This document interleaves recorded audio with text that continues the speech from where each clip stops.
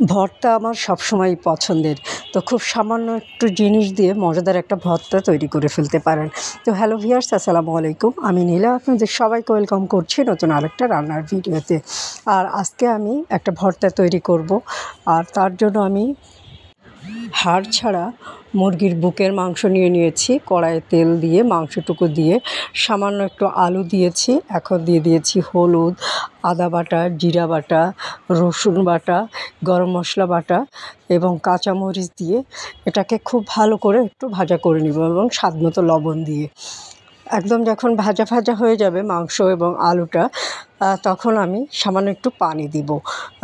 পানি দিয়ে মশলাটার যেন কোনো গন্ধ না থাকে, তার কারণে আমি পানিটা দিয়ে এটাকে খুব সুন্দর করে কষিয়ে নিব। আর যে কোনো সামান্য জিনিস দিয়ে একটা ভর্তা তৈরি করলে কিন্তু খেতে ভালো লাগে। একটু কষ্টের কাজ, প্রসেসগুলো একটু কঠিন, কিন্তু খেতে বেশ ভালো লাগে। তো মাংসটা কষানো হয়ে গেছে, এখন এর ভিতরে আমি পেঁয়াজ দিয়ে দিব। পেঁয়াজ কুচি দিয়ে আলু, মাংস এবং মশলাটাকে একদম খুব সুন্দর করে ফ্রাই করে ফেলবো। খুব ভালোভাবে ফ্রাই হয়ে গেলে, মশলাটা পোড়া পোড়া লেগে গেলে আমি এটাকে নামিয়ে শিলপাটায় বেটে নিব।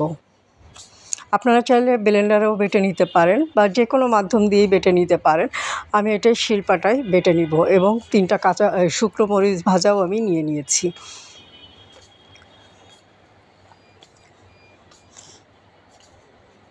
খুব ভালো করে বেটে নিব, মরিচ টরিচগুলো একদম ফিনিশ করে ফেলবো বেটে।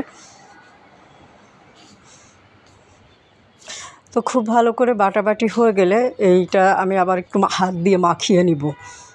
আপনারা চাইলে এর ভিতরে একটু সরিষার তেল দিতে পারেন, আবার না দিলেও অসুবিধা হবে না, খেতে কিন্তু বেশ লাগবে। অলরেডি আমি অনেক তেল দিয়েছি, কারণ মাংস ভাজি করতে গেলে যতটুকু তেল লাগে আমি ততটুকুই দিয়ে দিয়েছি। ব্যাস হয়ে গেল আমার মাংসের ভর্তা। আর এই ভর্তাটা এতটাই মজার যে আপনার বাসায় কোনো গেস্ট আসলে এরকম একটু ভর্তা তৈরি করে যদি আপনি খেতে দেন, সে কিন্তু অনেক খুশি হয়ে যাবে। তো শিলপাটায় ভাত মাখিয়ে খেতে একটু ভালোই লাগে যে কোনো ভর্তা বাটার পরে। তো আমি একটু টেস্ট করে দেখছিলাম কেমন হয়েছে। বিশ্বাস করবেন না, এতটাই টেস্টি ছিল আমি এখন ভোকাল দিতে পারছি না। যেহেতু ভোকালটা আমি পরে দিচ্ছি, তো আমার জিভে একদম পানিতে ভরে যাচ্ছে। তো আপনারা এরকম বানিয়ে খাবেন, সামান্য একটু মাংস দিয়ে খুব মজাদার একটা ভর্তা তৈরি করা যায়। আর যে কোনো ভর্তায় আসলেই অনেক মজার। যারা ভর্তা পছন্দ করেন তারা কিন্তু একটু কষ্ট হলেও ভর্তা তৈরি করতে খুশিও হয়, ভালোও লাগে। আর আজকের ভিডিওটা কেমন লাগলো ছোট্ট একটা কমেন্ট করে জানাবেন। ভিডিওটা যদি ভালো লাগে একটা লাভ রিঅ্যাক্ট দিয়ে দিবেন, সাথে থাকবেন সুন্দর কিছু ভিডিও দেখার জন্য। আল্লাহ হাফেজ।